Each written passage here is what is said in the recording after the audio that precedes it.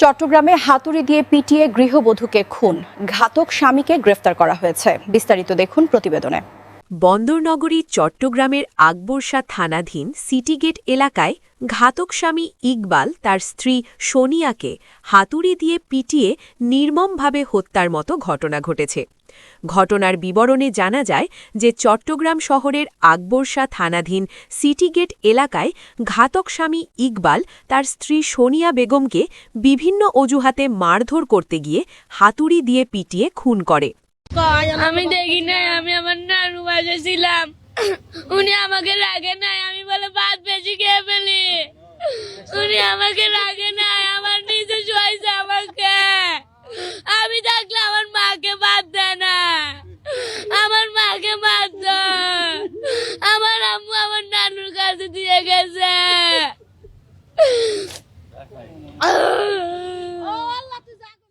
আমরা ওর ফাঁসি চাই।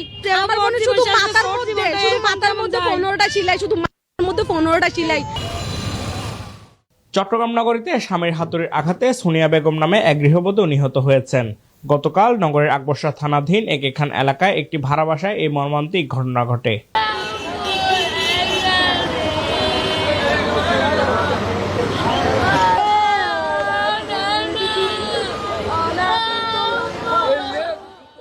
পুলিশ ও স্থানীয় সূত্র জানায়, গুরুতর আহত অবস্থায় সোনিয়া বেগমকে চট্টগ্রাম মেডিকেল কলেজ হাসপাতালে জরুরি বিভাগে নেওয়া হলে কর্তব্যরত চিকিৎসক তাকে মৃত ঘোষণা করেন।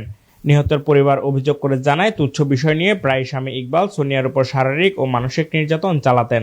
নিজের মুখে স্বীকারও যাচ্ছে যে আমি যেভাবে মারছি ও বাঁচবে না। পুলিশ আমাদেরকে বলতেছে, ও নিজে বলতেছে ও যেভাবে মারছে বাঁচবে না, অথচ ও সুস্থ। পুলিশ বলতেছে ও সুস্থ। 8টা বাজে ফুঙ্গের হদ দিতে হতন মাই হত বোধ হাম তারাই দামে ফুঙ্গের হদ এই হত ঈদের দূর এর আজ তখন কিছু নজানি আর সকাল আই বলে লনা দিয়ে আর ঘুরি ভরি গই মরা গই তো বুঝছি তো মানে টানাত তো হদ টানাত তো গল দিয়ে একতা কল দিয়ে টানাত তো আবশ্যকতা না তো কল দিয়ে এই লইলে হর ফোন নাম ইকবাল এই আই দুজানি অতই না আর সরকার আছে ফাঁসি চাই এটা ফাঁসি চাই এই ঘটনা আর হতে নফানি মানে মাথা আগাগোড়া মাতুল দিবার গিয়ে হাইলা কথা মাতুল দিবার গিয়ে আগাগোড়া গোটা শরীর। ঘটনার দিনও পারিবারিক কলহের জেরে ইকবাল হাতুড়ি দিয়ে সোনিয়ার মুখে আঘাত করে গুরুতর জখম করেন।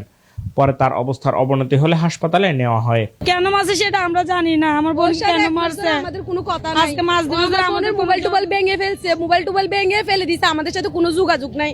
আমার আম্মু একটা লুকায় মোবাইল দিছে, ওইটাও ভাঙি ফেলছে, ঘরও পাল্টে ফেলছে। আপুর সাথে মানে 1-1.5 মাস কোনো যোগাযোগই নাই। সকালবেলা আমার আম্মুরও কল দিয়ে বলতেছে যে কি আমার বোনে নাকি ওকে মারছে, মারি ঠ্যাং টুং ভাঙি দিছে, উল্টা এরকম বলছে। আমরা জানি না যে এখানে এত কিছু হয়ে গেছে। পুলিশে আমাদেরকে কল দিছে যে, এরপর আমরা যখন ছবি দেওয়ার পর আমরা বিশ্বাস করছি যে আমার বোনকে মেরে ফেলছে। তারপর এখানে আসি দেখতেছি এগুলা। ও এমনি তো এর আগের বারও 2বার আমাদের বাসায় গেছে, বলছে তোর বোনের মারি ফেলাই, লাশ গড়ি ফেলাই। তো মানুষ তো মুখের কথা বলে এরকম, তো আমরা বলছি আলসা মারলে মারি ফেলবেন আপনার বোরে, ও যে সত্যি মারি ফেলবে এটা জানি না। ও কাজ টাজও করে না। একে 2বার আম্মু ওকে 10,000 করে 20,000 টাকা দিছে আমাদেরকে না বলে শুধু মেয়ে ভালো থাকার জন্য। তারপর আমার বোনের এভাবে মারি ফেলছে একটা জায়গায়। আর পুরা শরীরে তো দাগ আমি নিজে দেখাচ্ছি, এখন পুরা শরীরে মনে হয় 50টা দাগ আছে। মাতুল দিয়ে বাড়ি দিছে, হাতুড়ি দিয়ে। আমার নাম মনিকা, আমি ফাঁসি চাই। যে মারছে তার আমার আব্বু ফাজারাত ফোন কর গিয়া ইতা ধরি আর হাত দে আন মাই তোর মাই এক গরত আর তোর মাই মানুষ দিমার খাবে আর মে গা থানাত মে ভক্তি করাইয়ে আহে দাবাজ তুমি সাহাতা দান মাই হলনি তোর মার খাবাই তো আন মাই এল্লা না আন মাই দিতেলে মাগি এল্লা ফাক গড়গি আইয়া সরকার তুন ফাঁসি চাই, আন মাই দিলে গড়গি লা ফাঁসি চাই সরকার তুন। এ ঘটনার পর আকবরশাহ থানা পুলিশ অভিযান চালিয়ে অভিযুক্ত স্বামী ইকবালকে গ্রেফতার করেছে। পুলিশের পক্ষ থেকে জানানো হয়েছে, নিহতের পরিবারের অভিযোগের ভিত্তিতে একটি হত্যা মামলা দায়ের করা হয়েছে এবং ঘটনার তদন্ত চলছে। পুলিশ আরো জানায়, মরদেহ ময়নাতদন্তের জন্য চট্টগ্রাম মেডিকেল কলেজ হাসপাতালের মর্গে পাঠানো হয়েছে। তদন্ত শেষে প্রয়োজনীয় আইনগত ব্যবস্থা নেওয়া হবে। এটার জন্য আমরা খুব নিন্দা জানাই এবং এটার জন্য আমরা সরকারের কাছে এটার জন্য এই ছেলের ফাঁসি চাই।